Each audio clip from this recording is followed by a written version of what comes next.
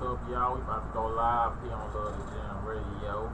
www.love-the-jamradio.com. It's going down. It's Friday. I am back. I am comedian Rillos. Yes, I'm just the host of the day. My co-host isn't here. She has personal things she's getting taken care of. She probably won't be here for a couple more weeks. Shout out Brit Baby. Shout out to Brit Baby. BAYB 5 E's. Don't forget the underscores in there. Miss Lovey's in the building. Say what up to the people. I'm just a bitch ass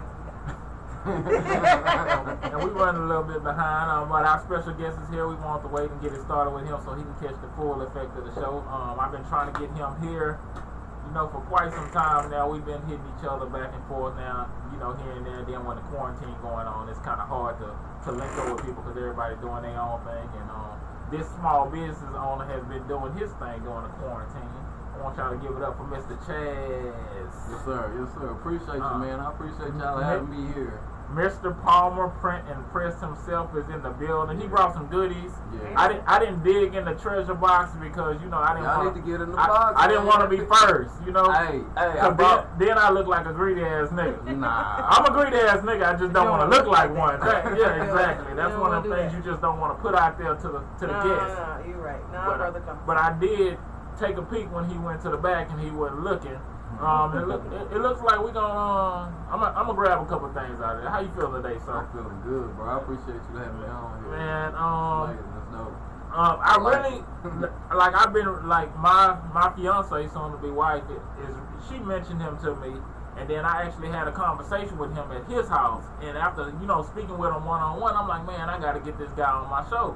And the main topic, I don't know if you remember when we was out there talking, we was talking about freestyle and like artists that's popping right now.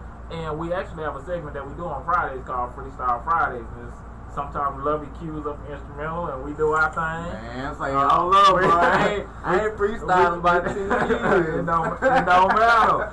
I'm not gonna make you freestyle right now or anything. But that's just one of the segments we like to talk about. And basically, I want to get to know, and let the people know, what you think of a freestyle. What is a freestyle to you? A freestyle off the top of the dome, man. Like, every time you freestyle, it's got to be fresh. But, I don't know if you remember, right around 2000 to 2004, when, we started getting more access to cell phones, they was going on shows, and Freestyle Friday, different freestyle episodes, they like, hey, spit yours. And you see somebody looking at their phone. And it's most of the time it's real. Yeah. But is that a freestyle? Even if they was at the house and they was spitting and they hear every type in their phone, then they come back and drop it later, is that considered a freestyle? To me, a freestyle is something that you put out one time. Like when you put that verse out that first time, that's the freestyle. Like you can't go back and say it again. Now, that's a freestyle. I do feel like if you beat drop, you freestyle. It might be somebody else's beat. It ain't no original song. It's you just freestyling over a beat. Now, if somebody happen to be recording, and you be like, man, this was just a freestyle I did, some other time, and you drop that freestyle, then I'm cool with you dropping a freestyle like that. That's a freestyle. But it better not sound like you was in a booth and it gotta sound organic for me. But it's a different time now from when weed was coming up, like when Screw and Swish. I know, and I am too, and that's what I think. Like when them dudes just dropping the beat and they were just saying it, that was a freestyle to me. Yeah. But now, when you get older, people got ghostwriters and everything. How you feel about ghostwriting? I was a ghostwriter. Oh, man. So I feel like that was a job for people that couldn't be the rapper. But I understand if you got a ghostwriter, you should say, hey, I have a ghostwriter. These are my stories, but I have somebody who's piecing them together. You gotta get it. I shouldn't have to read the album credits to see that you didn't write this. It should be known, because I consider that paying homage to the people. I feel like the ghostwriter, you working hard. It ain't nothing to it because you gotta take somebody else's story and wrap it up. You gotta bake that cake for them. Yeah. So I understand that part of it, but as an artist, you have to say, hey, it's my story, but I had such and such pieces together for it, and in the end, that helps the ghostwriter too, because because somebody else gonna hit them up and be like, hey man, I heard you wrote for such and such. Let me put some more bread in your pocket. Come right Well, with see, me. the artists don't want the ghostwriter to get that. You got, but eventually you gotta put that, and you gotta put it in the credits. So you don't know when you're a ghostwriter. Why not? Because they sell, they Yeah. Oh well, if one payment and then that's That's it. it. And they sign a non-disclosure and then it's just But if whatever. if you in the music game and you ain't really getting no money being an artist, then shit, I'm gonna go over here and try to do whatever I can to get some money.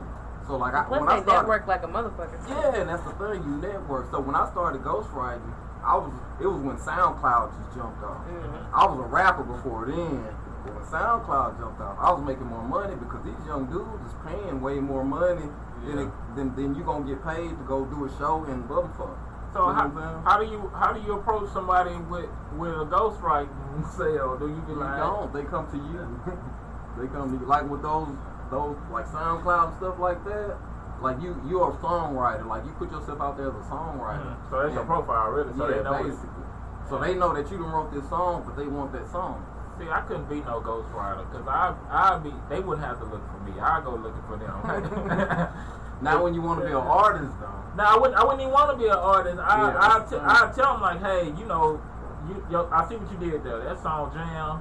If you want to take your song to the next level, then consider this. And I ghostwrite if you want to reword some of the stuff. And it's so many artists out here that got good content, but the way they releasing it or the way they delivering it, it's like, man, the build too was strong, but the punchline was whack. And it's that's what it is. But I don't know. I don't know. If I was a ghostwriter, I would be one of them people who approach people like, hey. See, most ghostwriters don't want to be ghostwriters. They want to be artists. Not necessarily. A lot of ghostwriters just like to be writers, and they don't want to be in the spotlight. They don't want to be famous. Right. Yeah. They just love the art, and they love other people singing their shit. You know, everybody has different points of views to it. Yeah, and approaches.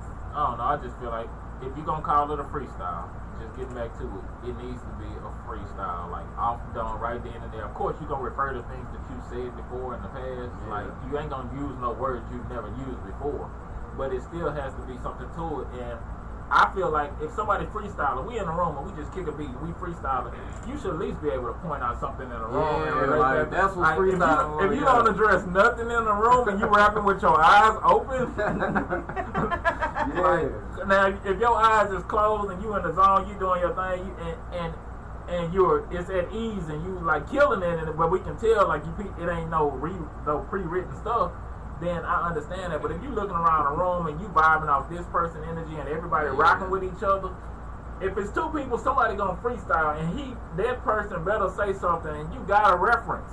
Like I hate what they came off of. I hate freestyling with people. Like I don't freestyle with people all the time, but I used to hate when somebody would freestyle and you in with like, gotta go to school next week, and then they be like, I met my girl such and such. Let's like, dude, like stick to the subject. Yeah. Like follow me. Like if you and listen, then when you finish, I'm gonna follow you. Like you can't. I can't tell you a story about me walking down the street, and then you come tell me a story about an argument you and your baby mama got into that ain't got. Like you have to leave from where I got to. Now, if I'm walking down the street and you jump on and you walking down the street, you better be walking to your baby mama house. Yeah. And then you tell the story. Make the story stick. Exactly. It ain't we ain't jumping across no water here. It's got to be a bridge. Like and part of freestyling is the bridge. Even if you fall off, you have to bridge it to where you fell off at. You can't just change the subject. Be like, well, I'm gonna rap about some old stuff until exactly. Nah, you got a bridge. Freestyles have to have a bridge.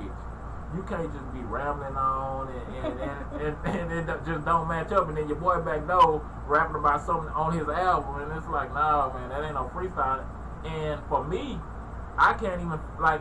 I'm more of an energy person when I'm freestyle. It ain't just you doing your thing and I'm doing my thing. At some point, I gotta feed off of your energy. And if I feel like you're not being genuine, like you jump on the mic talking about I'm about to go to the stove and shoot 8 niggas, and I know you not finna go to the stove and shoot 8. Like I can't feel that energy because it feels like a lie, and I ain't hopping on no lie. Now if you freestyle and you just say some dumb shit that's just like, oh shit, well it fit here, that's cool, but don't get on here talking about I'm finna go do this, and you know you're not finna do that. Like you say, I wish I could. Okay, I understand. Like how many people you hear freestyle nowadays though? Like who really flowing? Like freestyle.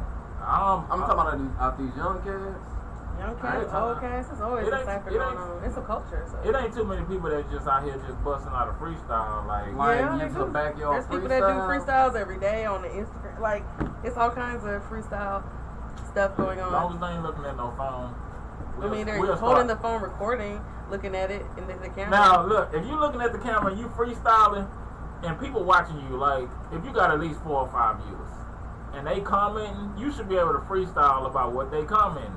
Or if they click like, you should be able to throw their name into a freestyle, like, you know, like such and such. Appreciate the like, da da da da da da da. And talk about how you know them. You should be able to build a story around anything in the room. And freestyle, for me, freestyling is like Legos. You got to be building something. Even if what you building don't end up looking like anything, one block should lead to the next block. You ain't finna put no mismatched Legos with each other. You still gotta match up the holes. You ain't doing mini Legos with big Legos if the holes don't fit.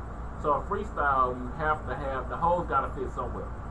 So who's the best freestyler, like, out of the young age that y'all know that's viral or anything that just off the top of the dome?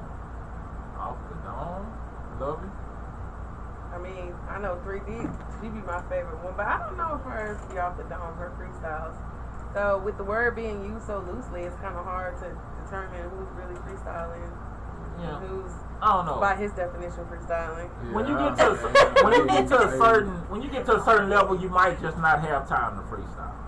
I understand that. Like, or if you reach a certain level and you got more money coming in when you're writing and doing it like that, I understand you sticking to that script because that's where your money's coming. You can waste your time freestyling to satisfy me, but I wouldn't recommend that. I would say, and that's the get thing. your paper. Back when we freestyling was free, like that was a free verse that you heard. Yeah. Ain't nothing free now. They on Instagram and they on their social media and everything that they putting on, they sharing and they get paid content, for it. So yeah. It's totally different from freestyle. Freestyle is something you just throw out there and people just start to like it. You know, but you gonna make money off of it, right? If you nobody want to hear no ABC 1 2 3 ass rhymes. They think they don't want to hear it. No, they know they don't want to hear it. Man, people want to hear something they can relate to. It don't matter what you talking about. If they can relate, they gonna tap in. The people that was making them rhymes back in the day, they could have been stars in this generation. Today's generation. Right? The people that are famous, like the Slim Thug, the Power Wall, they could have been way bigger if they had social media. And those are people who can be big now, but they chose different business paths too. Like if you look at the Power Walls and all the stuff they got, all the flow of income they got coming on. So if they would have they could have just kept rapping and been big, or they could have started tapping into all these other, liquors. They got all these different, streams like of income coming in. Chameleon don't rap no more. He probably a billionaire. Chameleon, if you listening, you owe me. Chameleon, that was my dude right there. I'm gonna make a song. That's my favorite favorite rapper of all time was Chameleon. That's probably why me and you just be so cool. Like, probably. I can go through the Bobby Boucher's. I go back to when everybody thought Power Wall was black and Chameleon was white. That's how I remember that. I'm like, man, that's a white boy. Nah, he black, man. Listen to him. Everybody used to think Chameleon was the white one just because that was how they rap. But vice versa. I mean, I started when they first got on. I figured out who they was like early because I'm like, man, I can vibe with this. That was just my generation. So I'm still attached to them. Like Paul Wall still making music. Paul Wall still doing songs with big people. Yeah. It's just and like independent artists as well. Yeah. And he still working. He just did a song with Shamiri. Yep. And she. Paul Wall. Yeah. He did a song with Toby not too long ago too. Mm-hmm. But and speaking of that, she said she was gonna send you the song or something. Yeah, I sent her an email to send it. Yeah. So we'll make sure we get that song. She did post that on Facebook. Also, congratulations to her brother. This is off note. Her brother signed with the Kansas City Chiefs. So I don't know if a lot of people knew that. So congratulations. All right, back to Mr. Palmer. I know we got off subject a little bit. So we all agree what a freestyle can be, at least off the dome at some point. Can we agree? Yes, sir. If you're looking at your phone, look at your phone. But at some point, look up in the room and use something in the room. Because we can be like, all right, well, he's being creative. Because if you're just sitting at your phone rapping off the phone, then you're not being creative. Yeah. So be creative with your freestyle. Mr. Palmer, you brought some stuff today. Yeah. Mr. Palmer Print Press. You want to tell? Print Press. I just say Mister, you know, just hey, we brothers, bro. But what all do you do? What all does your company do? You know, who are you? So basically, what we do, man, we print press on shirts. We do rolling trays. We do socks. We do shorts, like short sets and everything. Like you get whatever you want printed. Like we got print color. We got vinyl. You know, I don't know if everybody knows the lingos about the shirt business, but you know, there's different type of shirts. You got vinyl shirts, you got color print, you got ink print, and all this, and we do all that. We do trays, like, you know, we personalize everything. So like what we was basically doing this month was doing a kings and queen thing for like the summer, not just this month, the summer. So like, you know, I printed a bunch of shirts with like king pieces and queen pieces, and you can get your name personalized on it, you know, all that type of thing. You know, I want all my kings and my queens to get represented. So, you know, I was trying to do this for, you know, the summer, and then at wintertime we're gonna do sweaters, different type of sweaters with the fur on. Yeah, we're gonna move it around. You know what I'm saying? Like, I want to try to do everything, like shirts, pants. Like if you got some dope shoes that with a color scheme, then give me your color scheme and I can pick you out some, like, you know, if you got a yellow and purple shoe, like I just ordered these Huaraches, and most Huaraches, they yellow and purple. You just want us to know you got them Huaraches. I just want you remember this? This whole story is about them Huaraches. I know they gonna be nasty. So I'm gonna do like a Lakers kind of Kobe type thing shirt, and with the shorts, and you can get the whole outfit, and you know, it's just like a summertime, like it ain't expensive, but you can look good. You know what I'm saying? That's what we're trying to do. Alright, so so you got a website? What do you post most of the stuff at if somebody want to hit you up? Because a lot of people don't be having ideas. They just be like, man, I want something, but I don't know what I want. How could they, you know? You can hit me up on Facebook at Chaz Dude Palmer, Palmer Print Press on Facebook. On Instagram, Palmer Print Press, and like you can see the stuff that I've done, like the different stuff. I want y'all to show some of the stuff, so people can see like the dishes and like all, you know, different stuff. Yeah, we're gonna take a quick break, and we're gonna grab some of the stuff. Speaking of the stuff, we did have on Juneteenth. We got some shirts from you. I remember. And those shirts were made by you. So shout out. And I'm doing the mask for the weddings, right? Major key alert. I'm doing the mask. If you show with a mask, hey, you gonna have a new mask at the wedding. Fresh mask. In the plastic. It's gonna be kind of like a souvenir type too. So you know, you can walk around with me in my boot on your mouth, talk about it. So we're gonna take a quick break. We're gonna grab some of the stuff. We're gonna get it live, you know, so y'all can get some visuals of what we're talking about. We'll be right back. www.lovethenumber.jamradio.com.